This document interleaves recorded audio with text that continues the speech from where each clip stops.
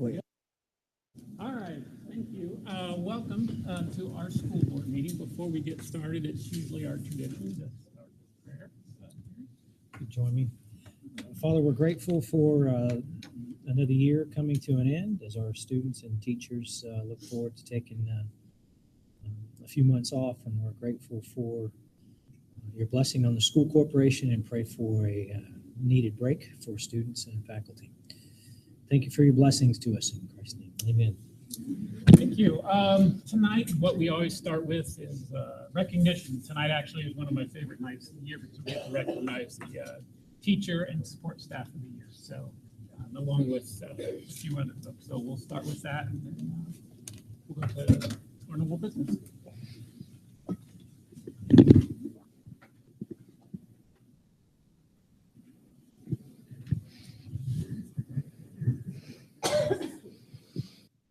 As Mr. Wirtz mentioned, this is certainly the one of the most enjoyable times of the board meeting. And although this is the last month for school to be in session, obviously, this is not the least group of kids. So we're just as happy to recognize them in May as we are when we start in August and September. The first group that we have here tonight are the Winter Color Guard. We have the juniors and seniors here this evening representing the high school Winter Guard for their participation in the Indiana High School Color Guard Association Class A state finals. This is the first time in over 20 years since the Franklin Color Guard has qualified that they've been in the state finals. And those individuals that hopefully are here tonight to accept their award from Dr. Clendenning, if you just come forward when I call your name: Jasmine Adams, Allison Brown, Connie Dane, Emily Segrest, Sasha Blair, Cheyenne Bunch, and Kelly Janis.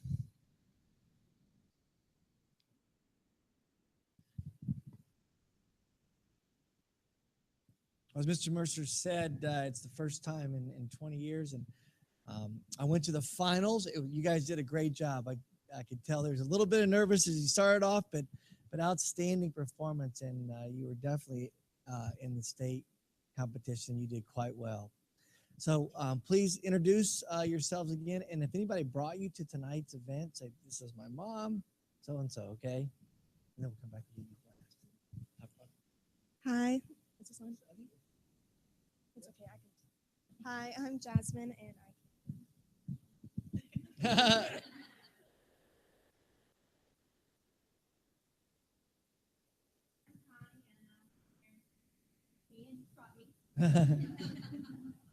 So pass it off to you. Talk a little bit about the performance and what all the different competitions you guys obtained to get to the stage. Okay, well, we participate in IHS CGA. Just to talk about a little bit about the group that we're in, there's about 169 color guards in Indiana, and about 16 make it to state. Not only did we make it to state, but we also bumped 2 scores higher and 2 placements higher, which was awesome. And we hope to start participating nationally soon. This is my 2nd year as the director. It's also my 5th year here.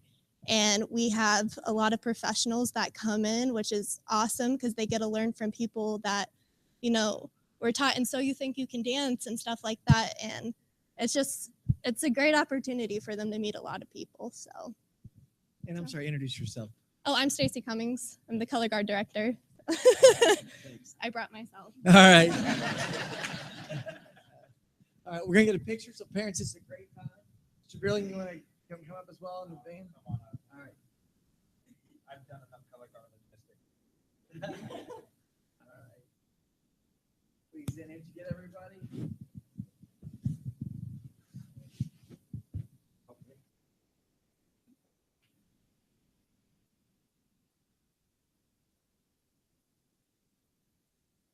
Outstanding.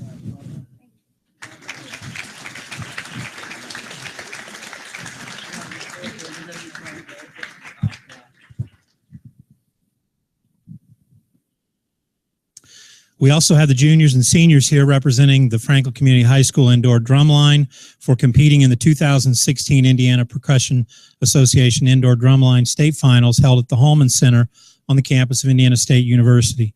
The Indiana Drumline placed 6th in open class.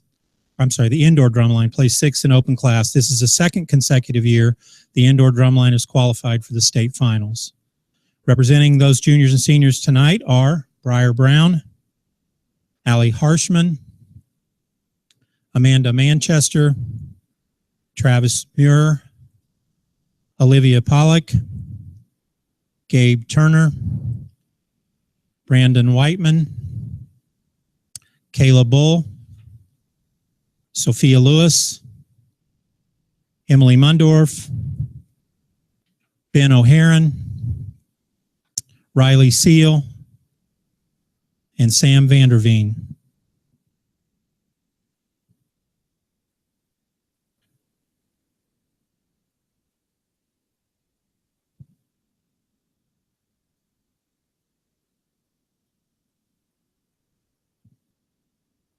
We'll send to Mr. Veerling, and you can start off, introduce your show that you did this year, and then we'll start with Sam, and same routine. Please introduce the person that brought you. Well, this was our second year in open class, and there are basically 4 classes that kind of divide out indoor percussion. There's the B class, A class, open, and world class. And it's kind of arranged by skill set. So our show this year was called Where the Wild Shadows Roam. We had, if you saw the marching band show, we had these 12-foot tall spooky trees. We thought, hey, those are pretty cool. Let's see if we can use those for the indoor drumline show. So we did, and it was a lot more challenging to figure out how to make those 12-foot trees work inside buildings as opposed to outside on football fields, but we figured it out. So just kind of followed that character of a shadow kind of through the night, and kind of the whimsical character, kind of had a little bit of that Johnny Depp feel and the Tim Burton movie kind of idea. And that was kind of the journey of the show. Definitely the most challenging music I've had to teach. And it was probably from a playing standpoint, probably the best group that I've had an opportunity to teach at this point. Some really outstanding achievement on the behalf of the kids and everything. So lots of hard work. So I'll send it down, and here we go. All right, as Dr. Clendenning said, my name's Sam. I'm joined here by my parents, Brian and Mindy, my sister, Ellie. My name's Riley Seal, and my dad, Eric Seal, brought me. My name's Ben O'Haron. I'm here with my mother, Amy, and my father, Dan. My name's Emily Mundorf, and my mom, Lori, brought me. My name's Gabriel Turner. I came here with my mom, Charlotte Stevens. My name's Allison Harshman, and I came with Riley's dad. And one thing that they didn't add, they had to cut spring break short to come up and compete because it was the Saturday concluding spring break. So they did a great job. And I'll just say from a parent's perspective, I've had 2 of my boys travel through, and I agree with Mr. Veerling. This was the best show that's been put on by our kids. They've worked hard throughout, but it was an outstanding performance. You guys and ladies did really well, and congratulations on representing our school.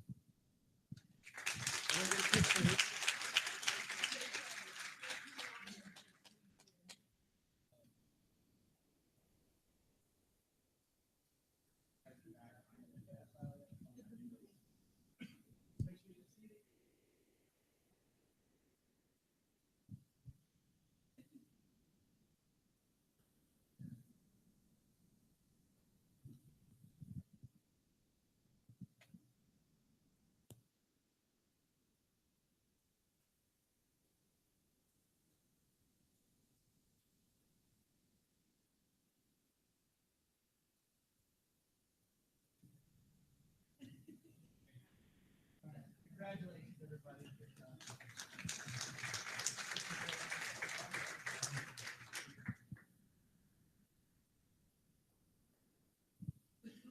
In the time that I've sat at this table and had the opportunity to watch recognitions, we've had lots of terrific performers, as evidenced by the kids that are up here tonight. This next one is about as unique a one as we've had, I think. And it's been kind of fun to watch her compete. Mr. Hartman and Mr. Hankins send back videos so that you can watch Shelby Miles. Shelby is a senior Franklin High School student athlete and competitive powerlifter. She is a 2016 U.S. national champion for her age group and weight class in the sport of powerlifting. And that sport is comprised of squat, bench press, and deadlift. She is also the gold medalist at the World Bench Press Championships in Denmark. And if you had an opportunity to watch her lift, Shelby, I can't even imagine how easy that went up the first one. And I wish I could have seen the second one because you had to be really close to the world record, I believe. And so what an incredibly talented young lady. So gold medalist, World Bench Press Championships, Shelby Miles.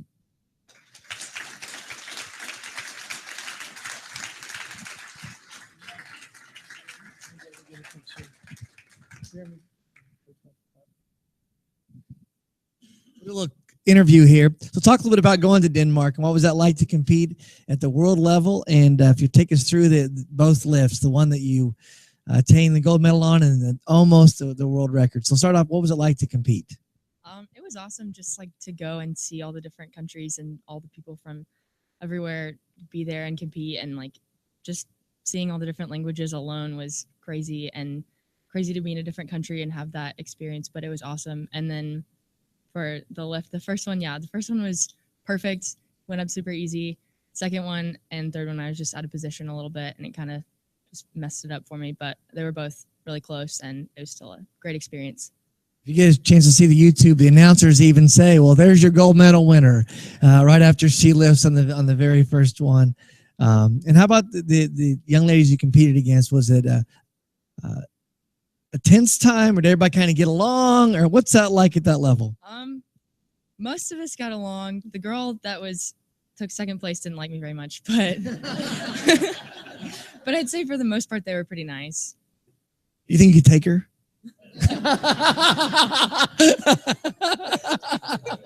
Coach says yes. So on that note, how about a picture?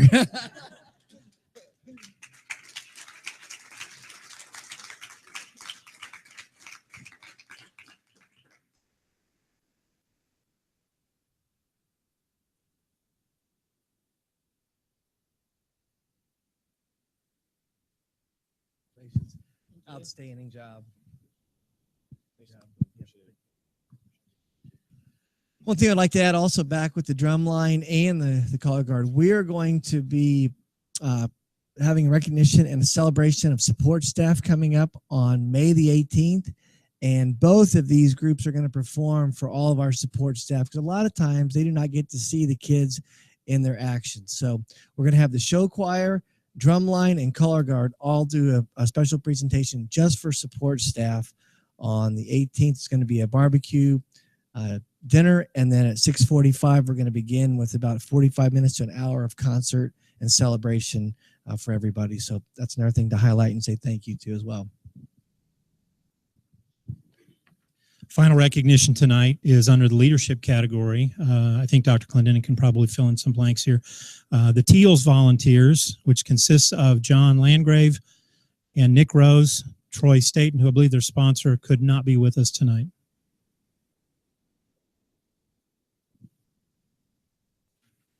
I'm going to pass the mic to Mr. Dunphy because he actually, it's his class. This is the second year of this program, and it's actually a Microsoft program. I'll fill in some of the big pictures, and then they can talk about what they do on the day-to-day. We are the only school in Indiana right now that's part of this program, so we're quite proud of that. And Ryan's the one that kind of brought it to us a couple of years ago, said this is a great endeavor. We get to have experts in the field come and work with the kids every week and present a project. So other than that, I'm going to turn it over to Ryan, talk a little bit about what they actually do in the projects, then over to John to talk about your teaching experience.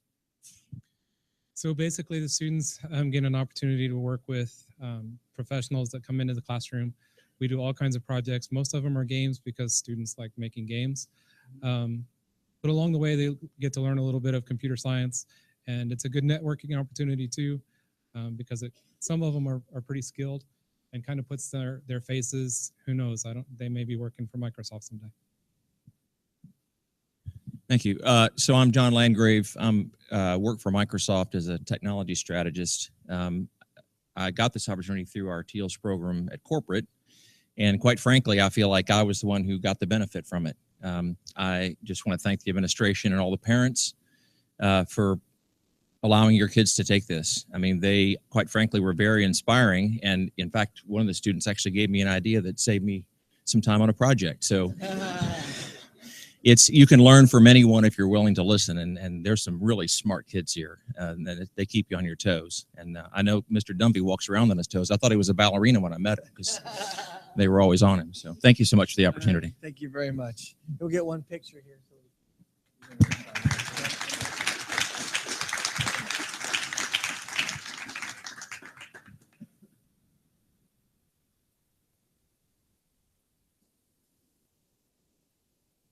Thanks a lot. Thank you. Yep. Thank Appreciate you it. very much. And we are starting year 3 of TEALS for the upcoming year. So if you're a student, you still want to enroll in the class, there's time. And also we just continue to look for experts in that endeavor to come and help our kids. We have a couple of additional groups to honor. This past week, we had our year-end banquet where we honored the support staff members of the year, the teachers of the year, and our retirees. And I know that some of them are here tonight. Some of them couldn't be here, but we want to recognize those groups. You want them to come forward, I'm assuming? Okay. So we'll start with the support staff members of the year. From Creekside Elementary, John Flanagan. Needham Elementary, Jeannie Perry. Northwood, Nancy Winning. From Union Elementary, Lisa Clark. From Webb Elementary, Deb Hossman. CBIS, Michelle Fleener. From Franklin Community High School, Dan Carter. I saw Dan here. District-wide was Troy Meadows. And also district-wide was Lindsay Searles. I know Lindsay's here as well. And our final final person to recognize is Jeremy Hoskins from Franklin Community Middle School. Jeremy was honored as our support staff member of the year for all the groups last week.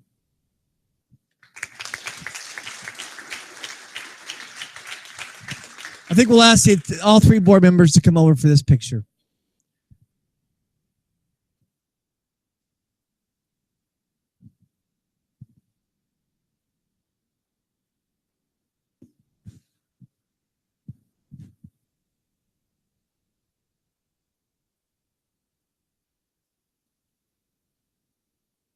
Congratulations.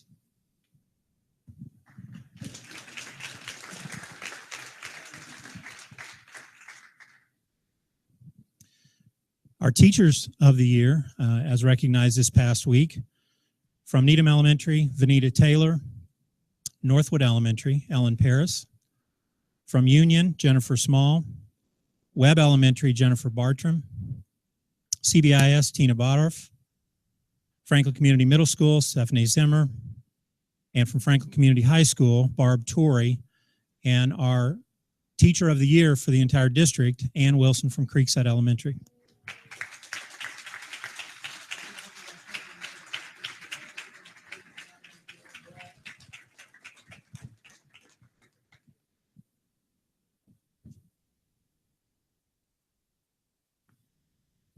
And as Mr. Mercer said, we did honor everybody on Monday night at a recognition and just an outstanding group to lead our kids. So thank you very much for what you do. If you do want to come on over for this picture, that'd be great.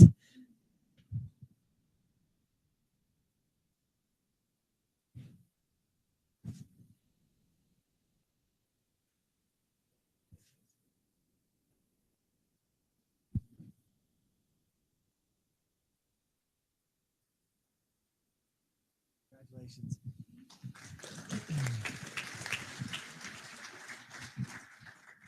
Mrs. Wilson will go on and complete the statement. 5 years. Late fall. Quite well. Each year at this time, it's always bittersweet to bid farewell to those teachers that will not be with us next year. So the group that's retiring this year, so good for you. From Northwood Elementary, Barb Baker. CBIS, Marcia Decker. Linda Greenwell, Creekside Elementary. Jane Huey from the middle school. I saw Jane. Deb Landers from Franklin Community High School. Mary Petrie, Franklin Community Middle School. Kevin Scott from Needham Elementary. And Johnny Schaefer, Northwood.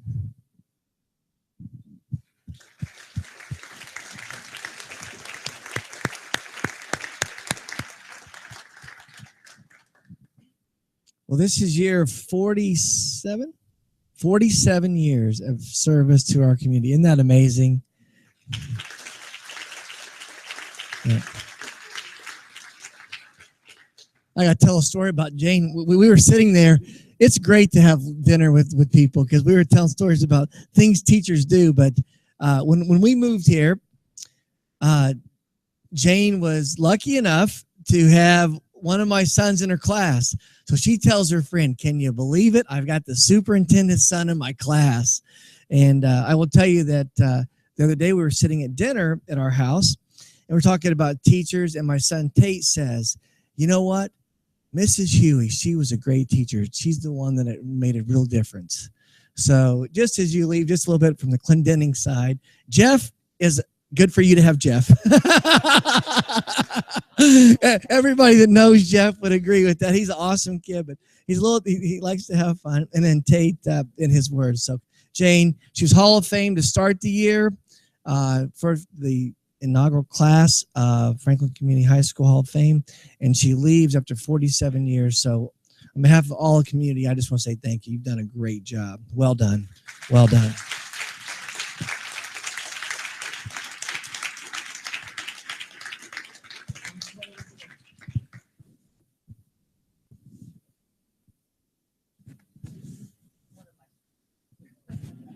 How many people in here had this evening class?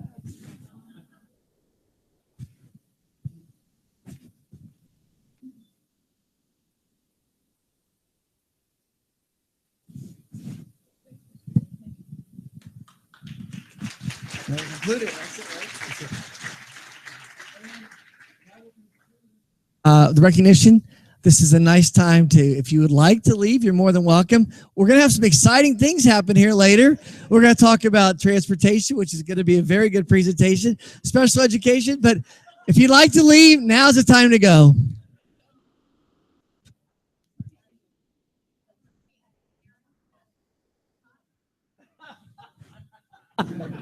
Thanks, everybody.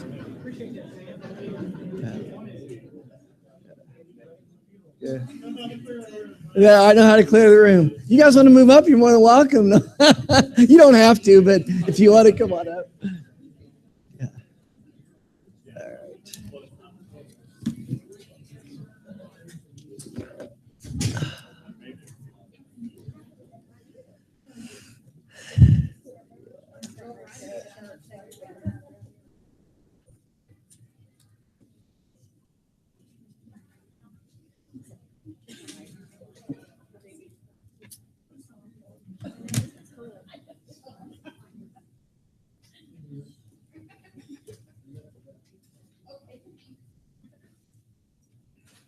All right. All right.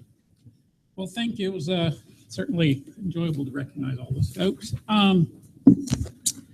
We are going to move on to our agenda, and we'll open up the floor to any public comments regarding the agenda items. If you have any comments about the agenda, you're welcome to come up here, state your name, and limit it to 2 minutes, please.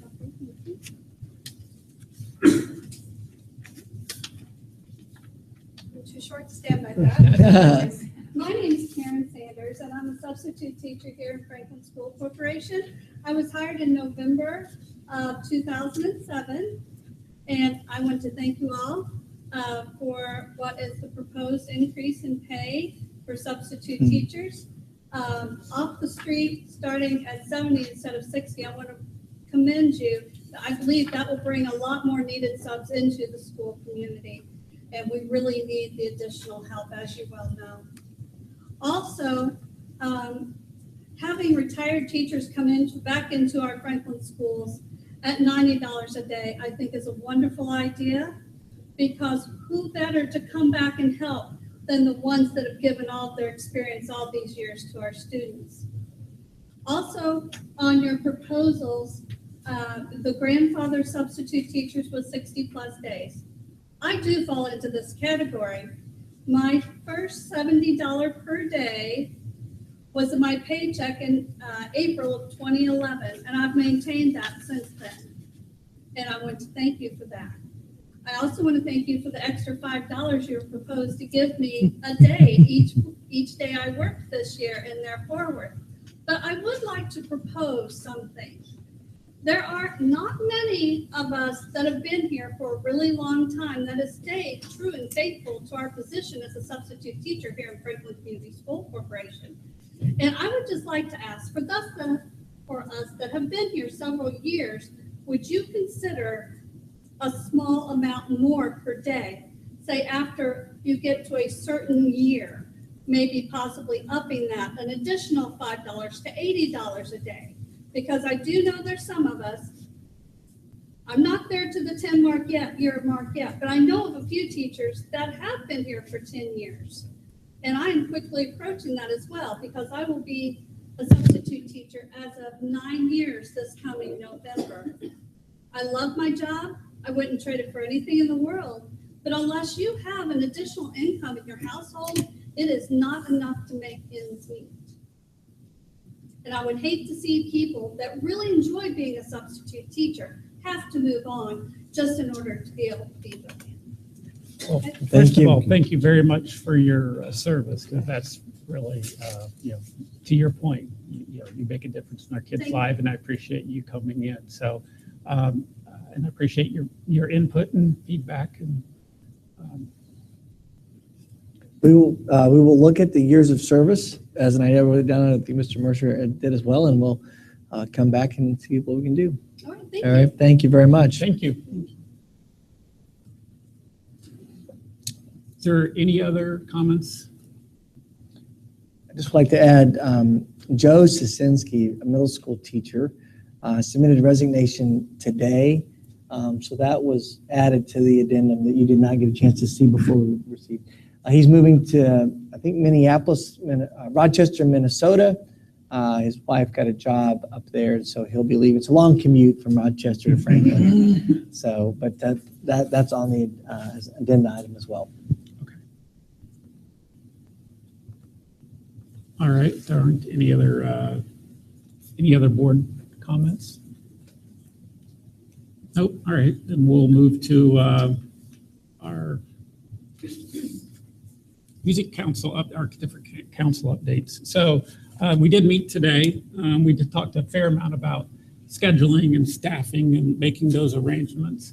The other thing I did want to note is that the choir did compete this past weekend at the state level, and both Bella Voce and Signature Sound got a 7th place out of 180 total choirs, so that was a significant achievement. Anything else you want to point out? No, we are looking at transportation fee. We have a lot of kids are doing multiple choirs, multiple sporting events, and as you know, we do charge a fee, so we're going to look at that this summer as a board and maybe come back with some recommendations. I think Mrs. Thompson brought a couple of different, good perspectives on a lot of times where the kids are on the same bus going to the same event, but they're in 2 different events and how that plays out. So we're going to look at that as well. And then the middle schools had a great year. Mr. Toole did highlight several things that they're doing, but one that I thought was of note, they have participated in national anthem projects. So our kids sing in one of our home events, no matter what the event is, all year. They've had a kid scheduled for that. It's been outstanding. And they're going to conclude with a night game for the Indianapolis Indians. So just a great opportunity to experience fine arts in our community. Very good. Athletic Council.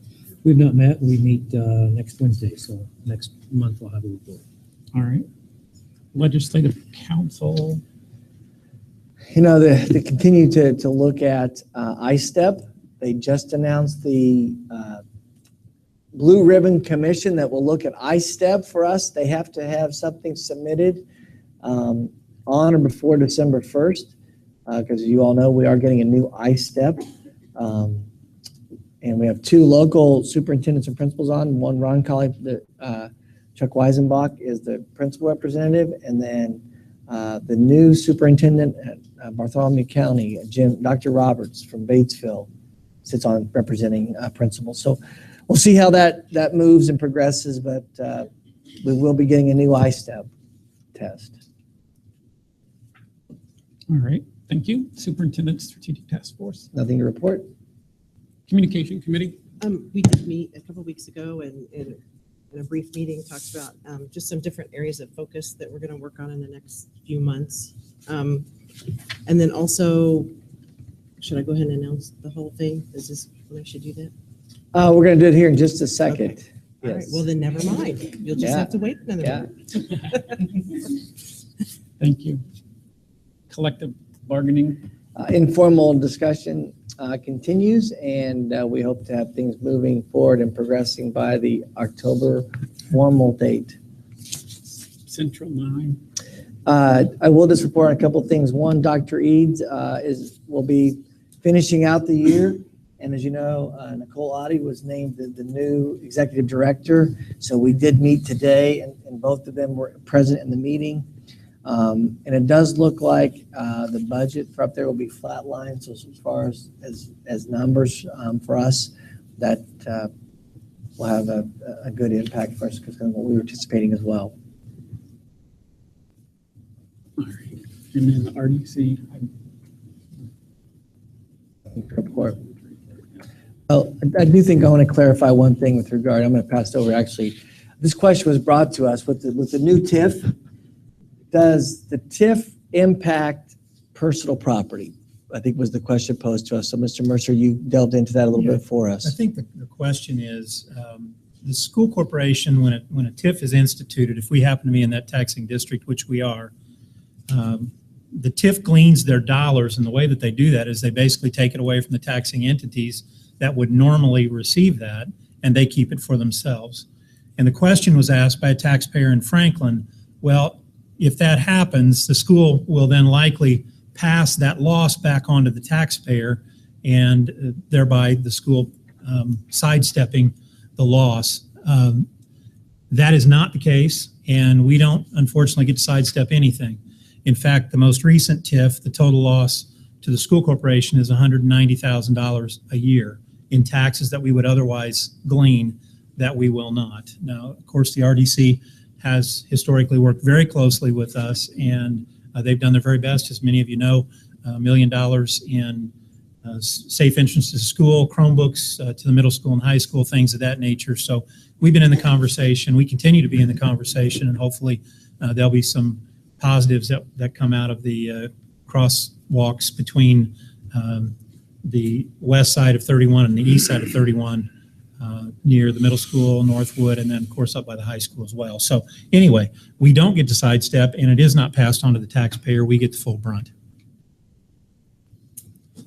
And that will actually, that $190,000 projection, we will not see an impact probably for the next 2 years because we have to get Kroger fully developed, Meyer fully developed, and that's when we'll start seeing that. So we're about 2.5 years before we'll see any issue with regard to us.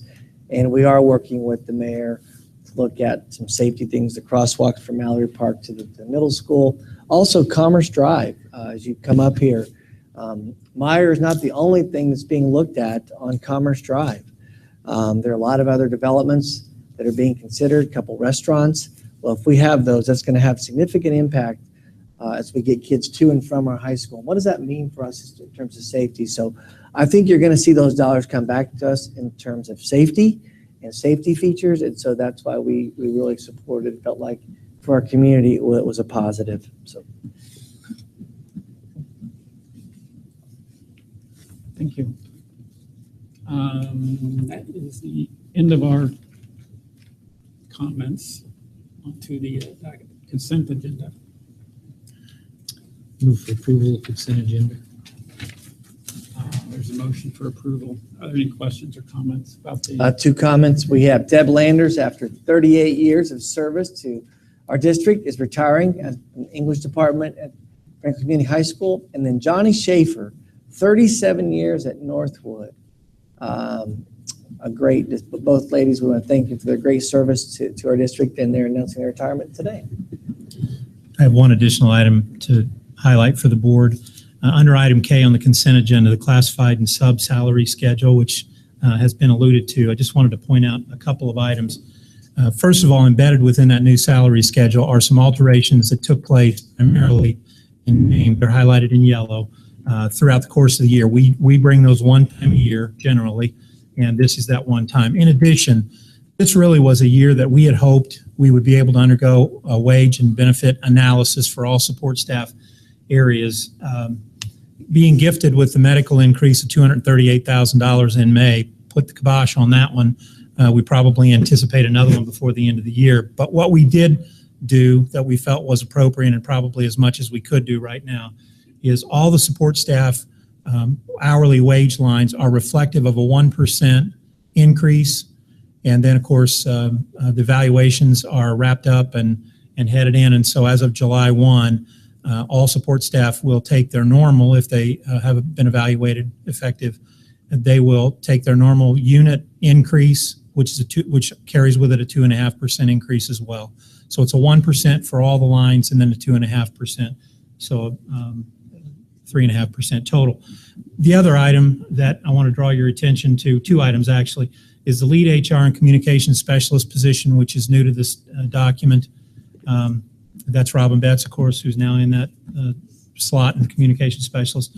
Also the head custodians at the intermediate school, middle school, and high school. In 2012, it seems like not long ago, but really it was an eternity in terms of the number of events and things that go on in those buildings.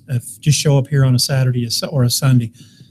All of our head custodians were actually on the same salary line. So whether you were the head custodian at Union Elementary or the high school, they were being paid off the same salary line. We felt like it made good sense to split those out now. So the middle school, intermediate are together. The high school is a separate line. And of course, also the mention of the substitute teacher adjustments that are on there as well. So just wanted to highlight those couple items. And want to just also highlight lunch prices will be going up. If you recall, about 3 years ago, Jill came and presented. President Obama instituted a requirement that we meet a matching federal amount. We were behind it, and we will see a 10-cent increase in our lunch prices beginning in 2016-17. And I just say it's not because of the operating balance or anything that's being depleted. It's a requirement by the federal government this time.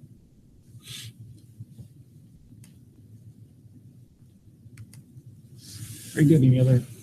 No, thank you. Any other questions, comments? Just would ask the administration to listen to the request in council, and at some point in time add that to your plate to review and to respond.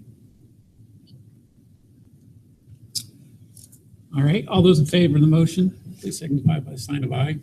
Aye. Motion passes. Thank you.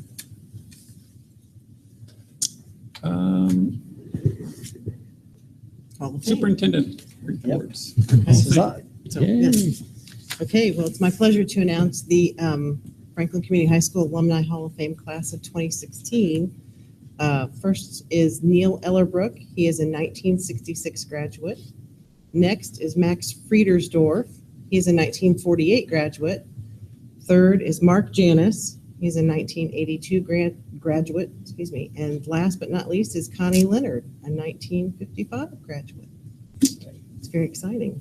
And we will have the present, that thing. The thing. The thing's going to be in the fall. Yeah, the first that's going to be the first football game, Yes. which is on Thursday night. We'll have the induction of August 26th.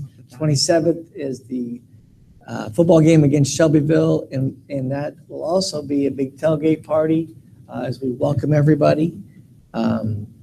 We had a total of 8, I believe, 8 or 9 candidates that were brought to us.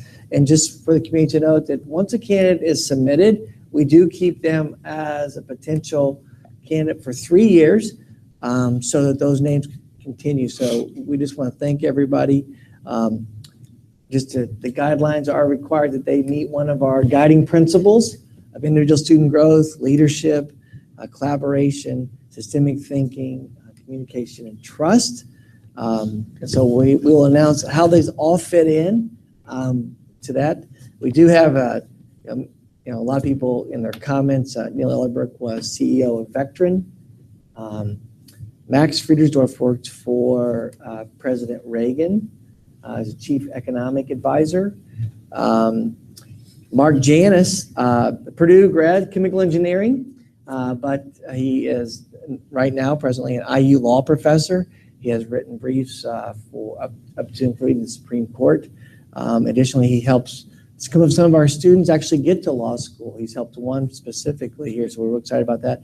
And Connie Leonard, I'm not sure I need to introduce her, but Connie was the longtime secretary here, and actually individual student growth was her middle name. I mean, she helps every kid, every faculty member, so outstanding. So Yeah, that was last year when we did that. It was one of the greatest nights, I think. It was so good to see that, and I'm sure next year will be just as. It's just so neat to see the rich culture that we have and the achievements that some of these folks have done. So it's always good. It's great. Anything else on that? I want to thank Mr. Vaught, Ms. Sott, Ms. Woldridge, Ms. Spetz, Dr. Hayden, Mr. Ahouse. They also represented Ms. Campbell was on the committee to help us select that. So it was a fun couple of hours as we read the bios and all the reasons why these people were worthy. It's kind of neat to think that just where people come from this little tiny town, you don't think we do anything special, but my gosh, there's a lot of neat things. So. All right, thank you. Up next, transportation project, Mr. Doty. Thank you, Mr. Wertz. All right, great. We have a project to present. Doug Dickinson is here with me, and as well as all the committee members, and this is addressing the driver shortage. This project is born out of what first was probably the biggest fear for Doug as the transportation director is how do I get all the kids to school if I'm short drivers? And that fear is quickly become more of a reality over the past several months, actually more of a national phenomenon, if you will. I was driving to Gulf Shores for spring break and going through Foley, Alabama, and there is a school bus on the side of the road with a big sign needing drivers. And so you've probably seen national and local news media coverage on this issue. So we said this is a project. It's a real pain, and we have a problem to solve. So we're going to run this through our normal Six Sigma methodology of solving a problem. And before I go on, I'd like to introduce and say a big thank you to these committee members that are here tonight. Allison Kentros, Patty Kinney, Kim Gill, Stacy Eads, Bob Sanders. Shelley Doherty was on the committee as well. She couldn't be here, and Jeff Turnwood. So we really appreciate, from personal and professional, just a huge thank you. Thank you to them. They put in a lot of hours, a lot of meetings, a lot of hard conversations with their peers, a lot of poring over data, which you'll see tonight. So thank you to you all for being here. I know some other bus drivers are here as well for support.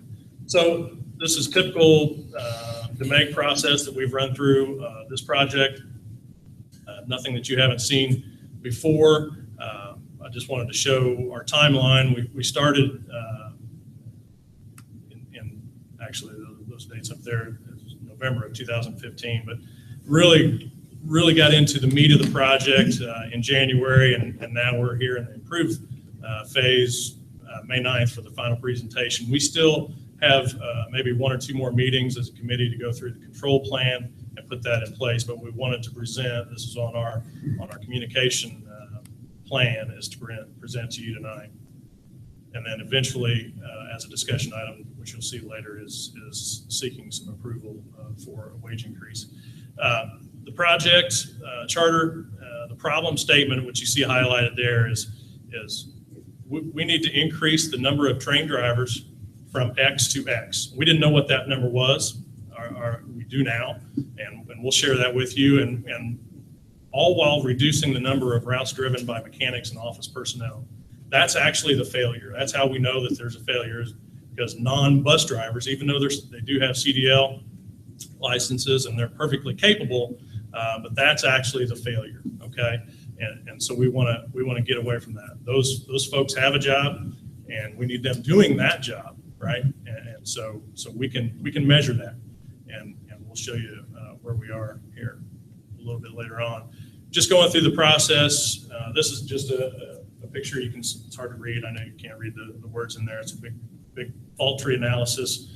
We started with the question of not enough drivers. Why? And you start peeling that onion back, and you get all the way down to some assignable cause. And we started with that process for our committee, and then also went through our typical process map through the C&E, cause and effect, and the FMEA. And I wanted to do that so that it was a check and balance. So what we truly felt and saw through the FTA, did it rise through the FMEA? And it did. The key input variables, as we go through this funnel effect: wages and benefits, staffing, student behavior and discipline. And these are not necessarily in any particular order, but communication and routing.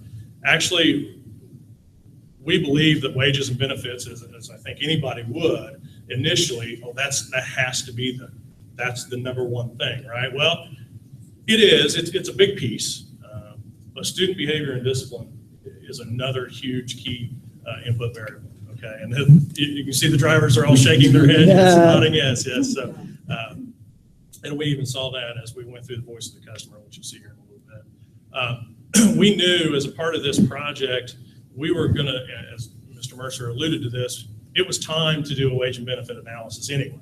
So we knew that was going to be a part of the project.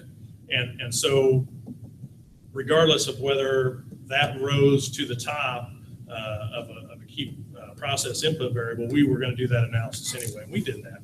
But we did find that through our process that wages are definitely a key piece to this. So that's where we'll start showing you the wage and benefit analysis. We went to the Bureau of Labor Statistics, found, and this has to be broken down by hourly wage. Drivers aren't paid by the hour, although we have to break that down. So they're paid a daily rate. We break that down, divide that by 4.5 hours, and then that gets us our average hourly wage. And so you can see where we fall. Why do we see 2014 on the screen there? Well, that's the latest data that we could find from the BLS. So then on their website, they tell you increase it by 2% each year to get out your new data. So that's what we did there. And so now we can really see where we need to be in 2017. And you'll see what we would propose as our hourly rate at a level 0 is in about the 75th percentile, between the 75th and 90th percentile as it fits in the national average hourly wage. Looking at our peer group, our 13 school peer group, there you can see on the left where we fall currently with total annual wages. We're 8th. We rank 8th among our peers. Okay, and so this is just current data where we stand today. All right. One thing I might say about the current wage structure is that we're proposing a little change to that.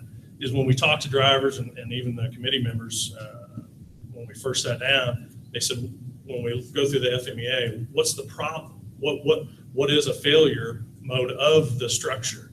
Well, it doesn't really promote annual growth. There's no room for advancement on our current structure. And so, I think as we go through potential solutions, we have a solution to that. Second thing we heard was benefits, and in particular, insurance or the lack thereof. That we do have bona fide employees in the transportation department. Not all drivers, not all assistants are eligible for insurance. So we wanted to take a look at that. We are not recommending that we move to all offering insurance to all drivers and assistants, but we wanted to do our due diligence and show you that tonight. And that's what this slide represents. We just simply can't afford it in our current situation. But we wanted to look at it, right? And so this was a what-if scenario. You can see the numbers there out of our total number of drivers, the percentage that currently take the plan. Of our 18 bona fide positions, I applied those numbers to everyone and came up with it would be close to a $600,000 increase. We just, as a committee, we could not make that recommendation, but it's there. for your analysis. So that's wage and benefit piece, and then I'm just going to move on, and I'll be happy to answer questions as we go, or if you have any at the end. I know Doug and any of the committee members will be able to help me out. We wanted to look at staffing, and in particular, this thought of this fear of what happens when a driver calls in sick. Life happens, right? Or if they need to take a personal day, or they just can't show up to do their work. So we know a failure is when a mechanic or an office personnel, Patty Kinney, would drive a bus. Doug perhaps drive a bus. That's a failure. Well, Doug has been tracking number of absence days, and we put that into Minitab and the number of days that they drove, mechanics or office personnel. And you can see on the left all of the failures. Failure occurs when we have 4 or more absences in a day. And so actually Minitab calculates for us to not have failure, we need 8.8 drivers more, or an additional, and this would be subs, an additional 4.8 drivers. We have, we can effectively get 4 subs in, and then after that, we start seeing failure, okay? So that's what this data shows you here. Another key process input variable that we talked about is student behavior. Yeah. Question. Sorry. Yep. I really appreciate the analysis, so I'll come back to that. But so from your capability analysis that is driving you towards additional 4 subs, if your 2 causal factors that you're looking to, from an improvement perspective, is a wage issue and a student behavior issue, where does that? I mean, this seems like it's out of left field. Yeah, you're right. And help me tie it into one of those 2 where you're wanting to see the improvement. Yeah, and I apologize. The data there'll be another slide, but I can. One of the potential solutions would be to incentivize attendance, because that, going back to root cause, assignable cause, we need drivers here. We understand life happens, but when we looked at this the day before fall break, we had 11 drivers absent. Those are the types of things that the data shows. So we want to incentivize, and that's one of the recommendations we make, incentivize attendance. Fair enough, thanks. The other thing with student behavior is when a sub, and you'll see this correlation with the number of write-ups and discipline behaviors, when we have more subs, we know that we have more discipline problems. And so there again, we need the right number of drivers and trained drivers, and therefore we need to incentivize attendance would be one solution.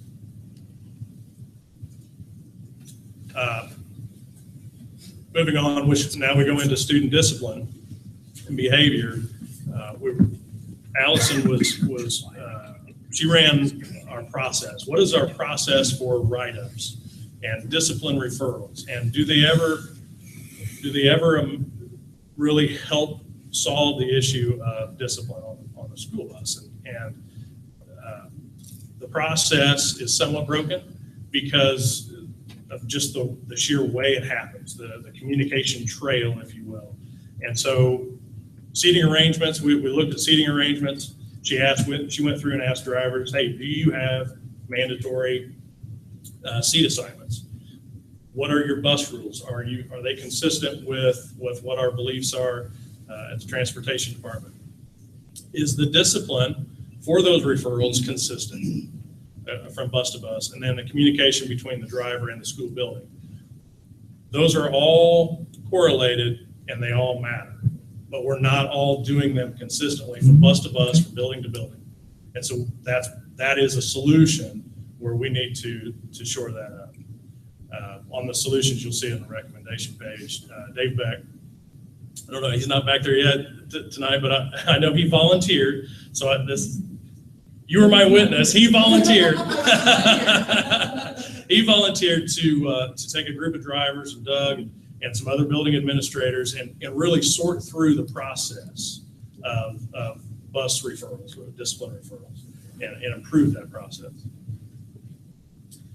So this was all the data that we had already collected and analyzed, and then we felt like we needed to go hear other bus drivers. We have good representatives on our committee, but we needed to hear the voice of the customer. And so we had 4 focus group meetings. We collected 112 points of data from full, part-time drivers, sub-drivers, bus assistants, office personnel, mechanics. And everything remained. What we pulled out of our tools, wages, benefits, student behavior, communication, those were the big things from the voice of the customer. And so we felt confident, and we feel confident that if we can improve those areas, then we're going to have a positive effect on this driver shortage. Because we look at this from retaining our quality employees, our quality drivers, and then attracting new drivers. That's what we're trying to accomplish here.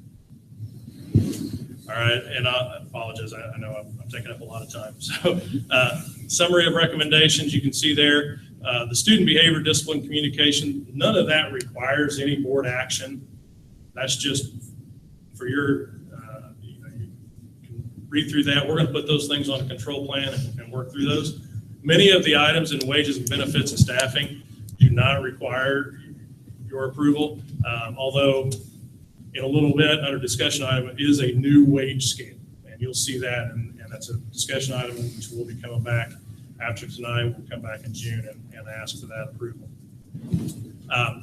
Couple of the last, 2 of the last 3 bullet points there, it says create positions. Actually, that's a typo. I probably listed that wrong. Those positions are already created. It's adding more of those positions. And so don't know if that really requires board actions. Those positions are already in place. We have 1 permanent sub, contracted sub, correct? We believe we need more of those to be in place, because we need to incentivize attendance, but we also need to be prepared for those days when that incentivized may not work, if it doesn't work, right? And to define a little bit on what I consider as a contracted sub, these would be the sub drivers that would come in day in and day out. These would be subs that come in and day out, always. Right now, most of my sub pool are firemen, police officers, and they're getting the same thing from their normal day job as far as they're getting called into work. So that leaves me short on subs.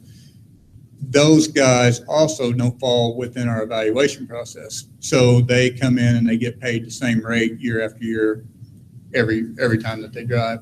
So with this permanent sub or contracted sub position, these positions will be drivers that would come in every day, drive or learn a route, get paid a set amount for that year. They would go through our evaluation process and get a raise the following year. And my hope on this would be that these drivers would want to stay in those positions, because the longer they're in a sub driver position, the more they're able to handle kids that are acting out. So basically these positions would be, lack of a better way to say it, the best of the best. These are the ones that can handle these kids acting out. Therefore, hopefully these write-ups and stuff on these days when there's a sub on the bus will go down, because these drivers are used to that kind of behavior and they can handle it a little bit better. So,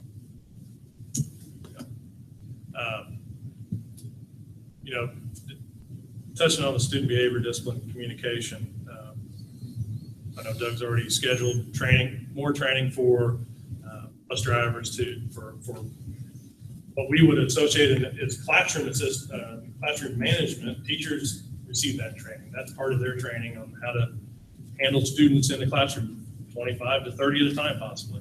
But we have drivers who may have, how many on a bus? Yeah, 60. 70 anyway behind them. And so imagine a teacher with their writing on the chalkboard for half an hour, 45 minutes straight, and not being able to, pull the bus over and stop, if you will, and deal with that. So there has to be some training there. We have to be able to deal with and manage student behavior best we can. So there's additional training. Great idea that Dr. Clendenny came up with. I appreciate his input on this. Was a discussables group.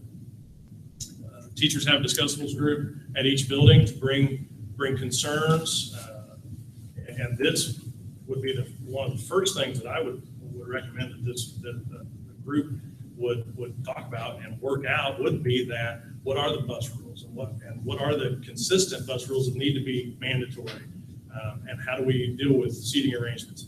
Let the drivers help work on that, and I think that would be the first thing that the discussable group could help us with.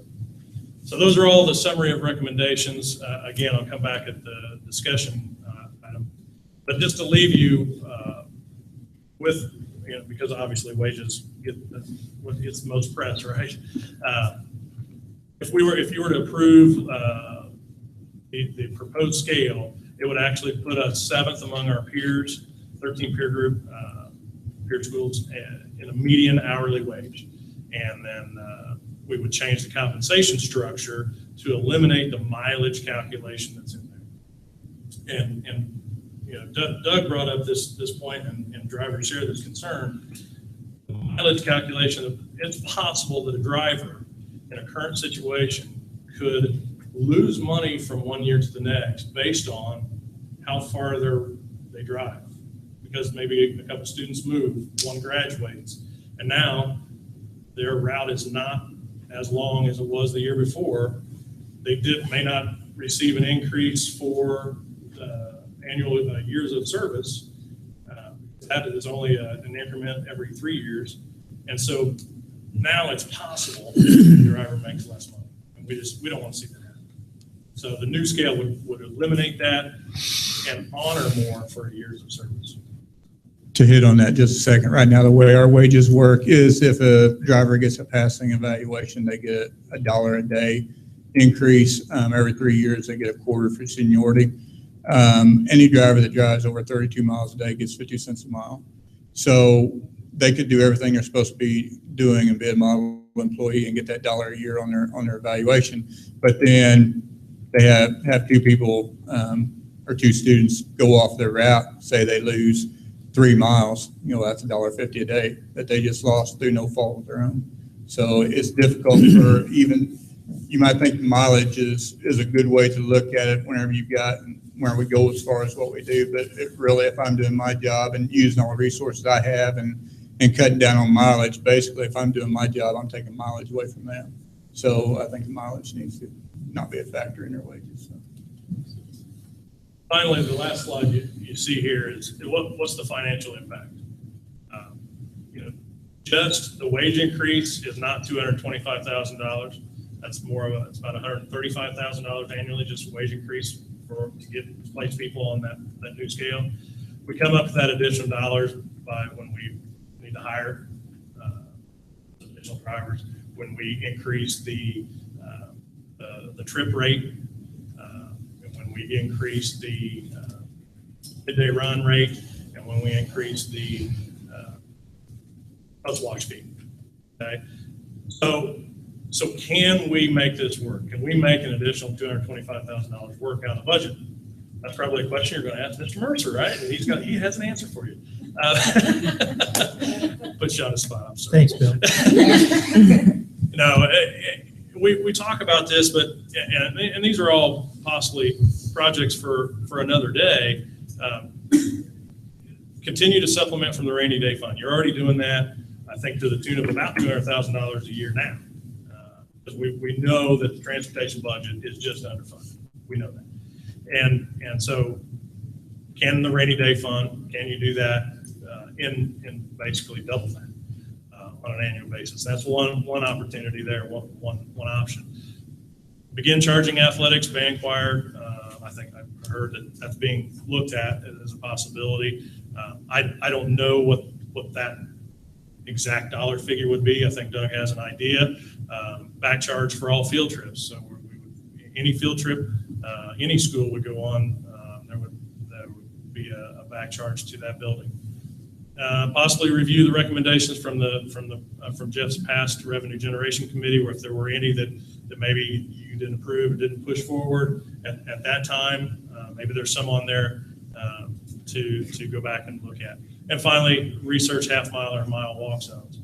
Again, these are all probably, these are all things that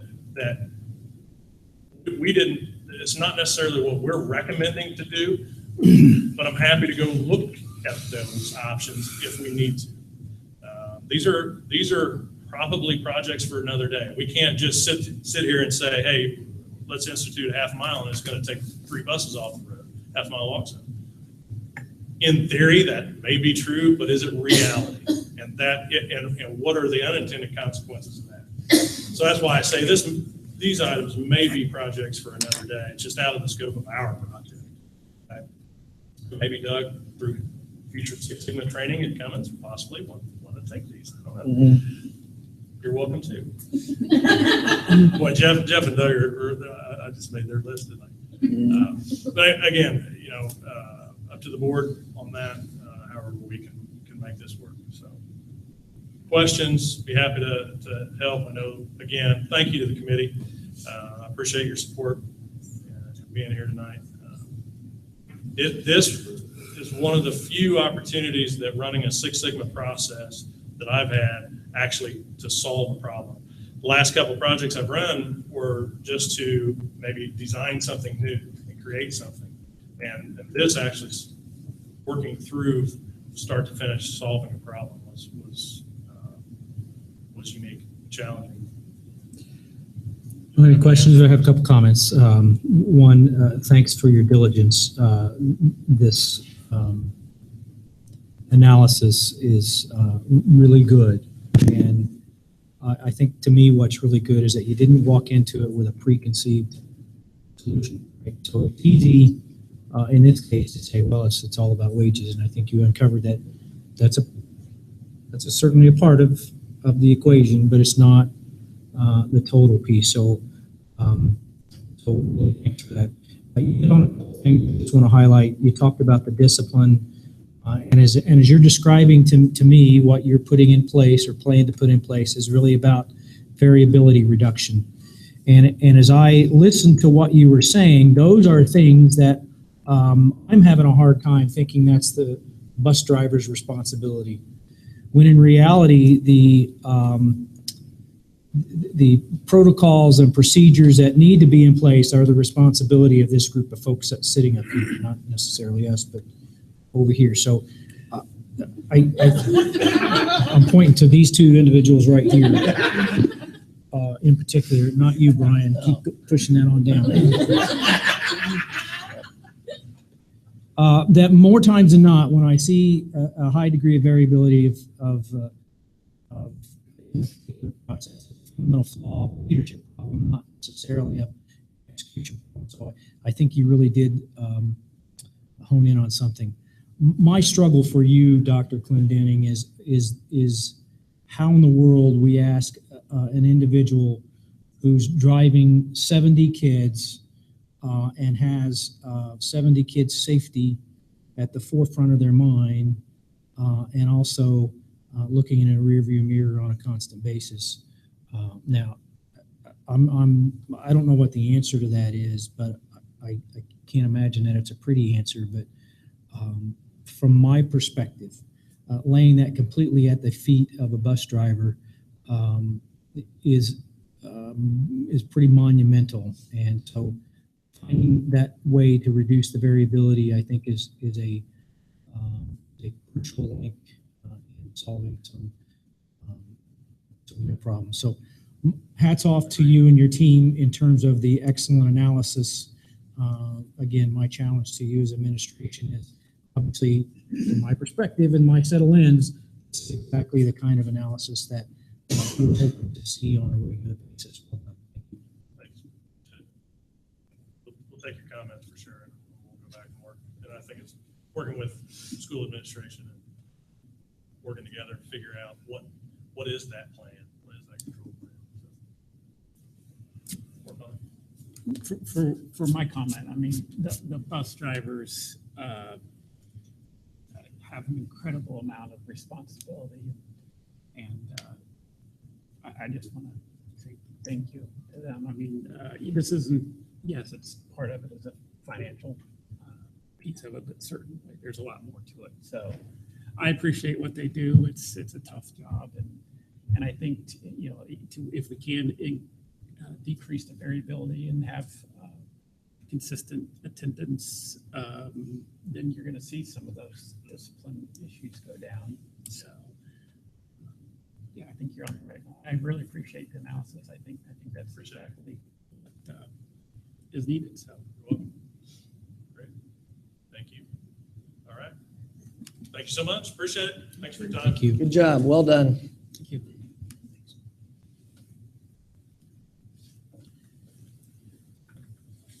All right. Instructional coaches. Well,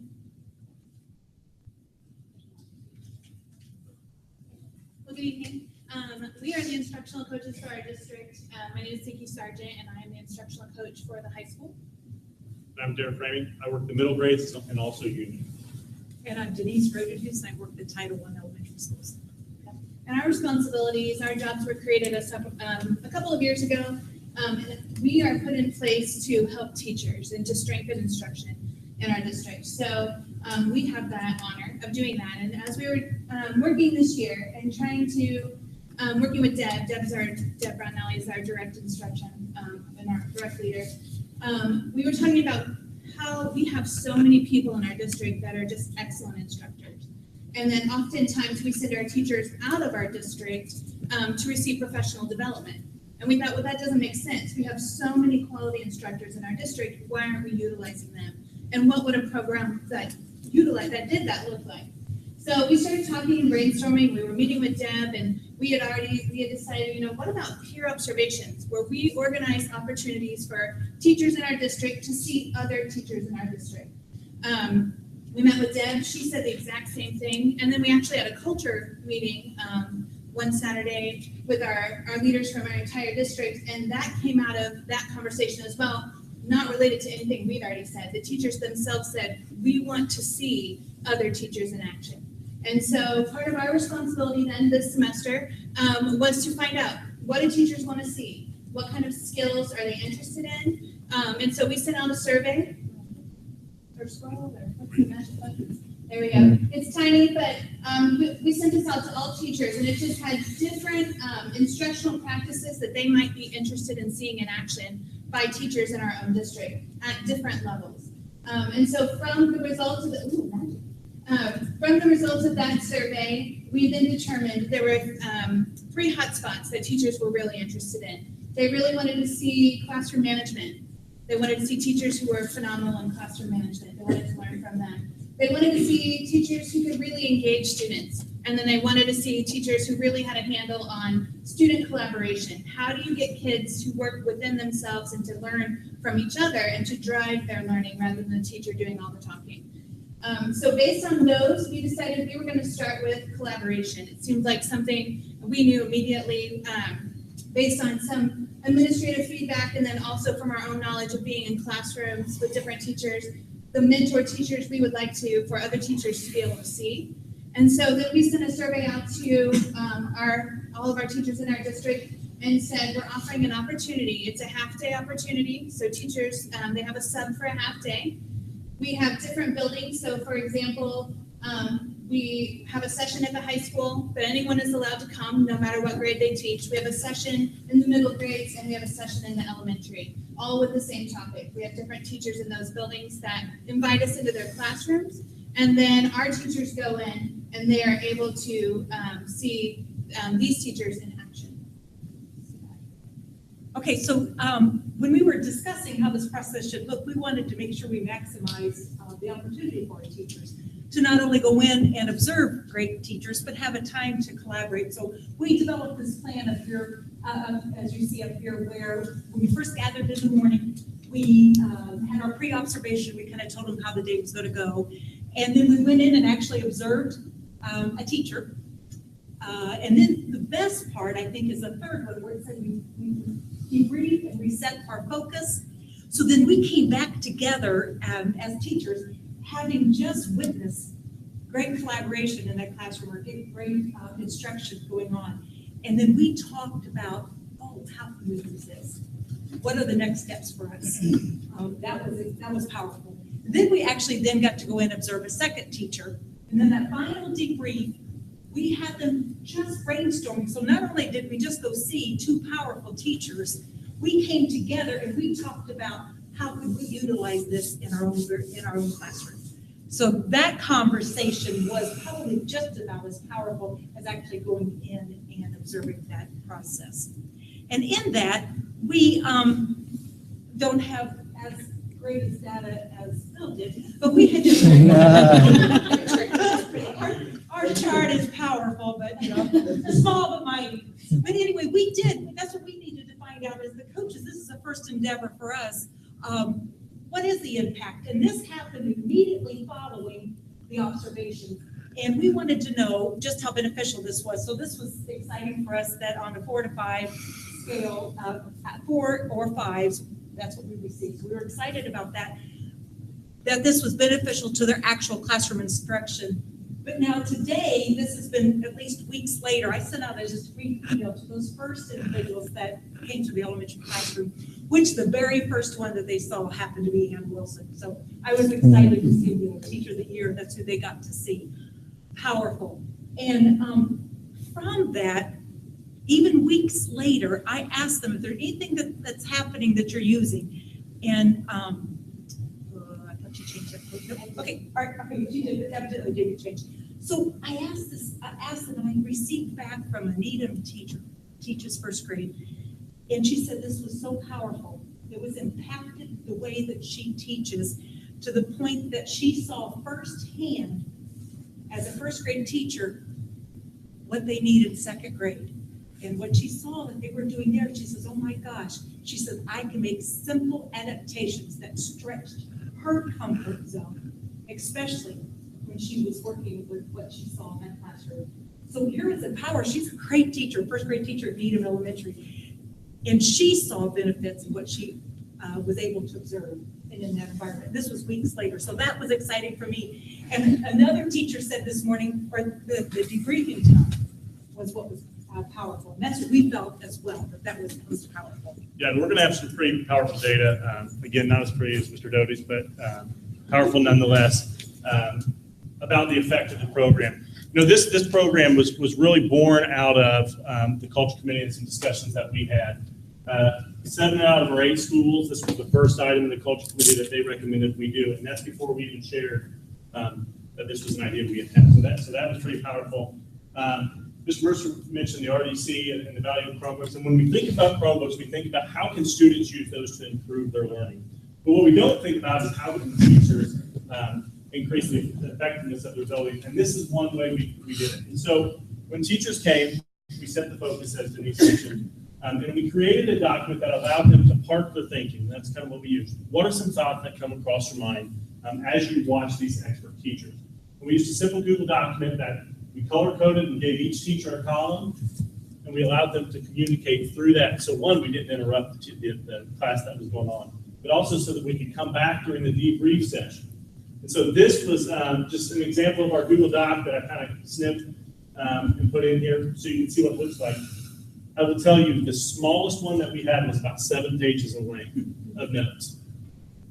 So that was impressive, and just the dialogue that went on through the lesson. So that was kind of the way that it ran throughout the class. Want to include just a couple pictures. What this is not is a program where teachers sit back in class and just sit and watch. We did check with some of the teachers that we went to beforehand. They said, yeah, get out of your seats, see teachers in action, come talk to the students while we're in there. And we did, and we took advantage of that. And I think teachers got a lot from this. The bottom left is an example of our debriefing afterwards. You know, as Denise said, I think that was the most valuable part. It was great to be able to see ideas happen in the classroom, but to be able to communicate with your peers and talk about this is how I can do this in my classroom. I think even more rich of an experience. Here's another example of feedback that we got, and kind of to make my point here, the debriefing part of the peer observation furthered my instructional practice or instructional growth. Again, nothing for 4s and 5s. Everybody saw value. One of the notes of the guys, the visits and the discussions were fantastic. Thanks for organizing this. we had a couple of other things. First of all, we had folks who said, I want to do this again, because they went to see specific things, whether it was collaboration or student engagement or classroom management. So our second round, so our first round was student engagement, our second round focused on collaboration, and we had to turn teachers away because we wanted small groups. We didn't want to intrude on the classrooms. We didn't want to make our presence so overwhelming that instruction was broken up. So we did, which was exciting for us because we were like, they like it. They really do. And it's so effective to be using our talents within our district because we have so many talented people. And it makes sense. And you know that they're going to apply it right away. So the expectation then, when they were done, when our peer observation was done, was teachers who came, because they did have a half day out of their classroom for this opportunity, the expectation was for them to report back to us on how have you used something that you've learned this day in your own classroom. And everyone was able to share at least one thing right away. I'm going to do this tomorrow. I already see this working into my lesson plans for next week. It had immediate impact in the classrooms across the district. So how are we going to move forward? We're going to continue on. We feel like the process has been really successful. When we start the school year next fall, we're going to start with classroom management. We haven't done one of those yet, and we really want to welcome our new teachers, especially to that, especially new to the classroom, but also new to the district, and invite them first and foremost so that they can see some really talented teachers and how they manage their classrooms, and they can steal those ideas right away and maybe help to alleviate some of the struggle that new teachers sometimes have when it's the first time in their own classroom. As coaches for the district, our goal next year, to kind of think back off what Nikki said, is we're going to work even closer with some of our current administrators to meet the needs of their buildings and to meet the needs of their teachers, and just to continue that collaboration. And I think a lot of the value is, and I think these guys would agree, is when we can start communicating between elementary schools and we can start having dialogue between teachers that teach in different places, that's when we continue to grow as a district. And Are there any questions? well, you have to answer any questions. No, that's really great. I mean, you hit it right on the head. We got some really great staff and teachers here, and to be able to, I mean, it's in my industry, peer-to-peer coaching and feedback is what drives my business, right? So, I mean, that's exactly what you guys are doing here. We got some very talented teachers that have a lot to offer. So this is kind of breaking down those silos of schools and boundaries, if you will. It's great. And I think it's a real kind of shout out to our central office that they are willing to pay for subs for teachers to go into other classrooms and be able to use that money rather than sending folks out and saying, you know what, we've got folks here. And I think our mentor teachers were just as affected by having people in their classroom as those who got to go in and visit. And they were nervous. It was really like, no, it's just do what you do. And but they were really anxious, and they wanted feedback. What can I do better? I'm like, you're already fantastic. But we have teachers, they're never going to stop growing. So we really love all of our teachers to be able to see that. Couple comments. The one page where you had choose your instructional practices, I think is a really good example of engaging the customer base of what do you guys want to see, and whether you knew it or not, you're using one of the tools out of a toolbox from a Six Sigma perspective. So hats off to you, even though you didn't know you did it. We didn't. Congratulations. I'm sure we did. Yeah, we did. Yeah, there you go. Of course we did. We did.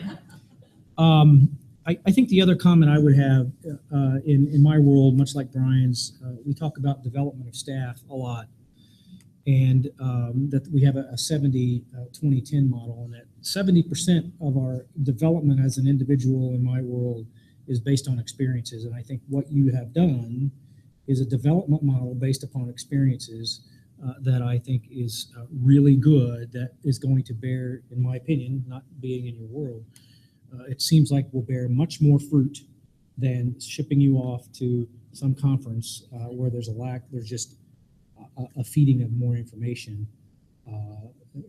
but a lack of practical use of your talents to help coach and mentor others. And then for those folks to get used to coaching and mentoring others. So I think that's what you did is a great job.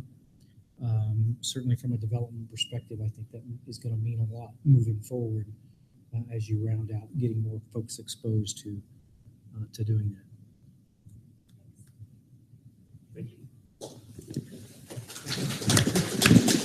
right, thank you.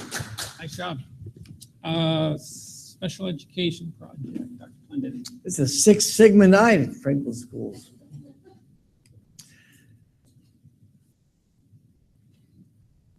One of the things we talk about in our district is having systems thinking. And over the past several years, we've participated in a lot of projects. And as Bill said, a lot of them are redesigned, trying to figure out something. May not necessarily be broken, but it could be redesigned. The two projects that you're seeing tonight were broken. The one I'm bringing to you now is looking at our special education redesign. And before we get started, just like at Bill's, we had several members on the committee. I'd like to thank Mindy Staten, helped sit on the committee. And actually, it started with Mindy and Eric Woodkey was going to lead this, and Eric decided for some reason he wanted to go be an administrator, and he left us. And as I was starting the Six Sigma training, I jumped in and became the lead facilitator for this project. But we also had two parents on the committee. Angela Kuntz and Sarah Gentry helped us from the parents' perspective. And then we had additional teachers, Jenny Pieper from the middle school, Steve Ahaus. We also had Scott Martin sit on looking at this from a systemic K-12 structure. And then outside the district, we had Chris Baker, who serves as the Special Services Earlywood Autism Coordinator, who deals with a lot of behaviors and both violent and nonviolent structures. And so we looked at our special education and low density. And so what's the real thing we're trying to create? A safe learning environment. We had a lot of students with low density, so there's a few that were causing major disruptions inside of our classroom. We were having classroom time be vacated because kids were acting out. We were having situations where the kids were not getting an education for him or herself because of that behavior. So we needed to make sure that in our project, we had that underlying safe, secure learning environment. We did listen to people. When this started off, Bill brought us the capability study. Ours came anecdotally in the qualitative world saying, what is really happening? We had parents over the last several years talk about students and behaviors. We had teachers talking to us. We had discussable meetings where we had this conversation come up about how do we deal with this. We had kids going home to their mom and dad and telling their parents about what's going on, also telling their teachers, the learning was being interrupted. So we knew that there was an issue here. And so as we looked at starting this, we had a project tractor, Andy Lamb, who was the coach and contact for Cummins from all of our projects, sat through this with us in the journey to help us with this, as well as all of the green belts that we have in our district. So when we look at it and say, what are we trying to do? What we're trying to do is to create an environment where we can make sure that the number of students that are being impacted here have a safe learning environment and that it meets the requirements of all the stakeholder groups.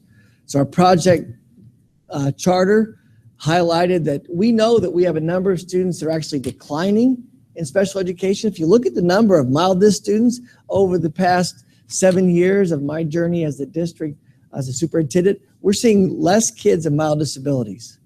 We're seeing an increase in autism.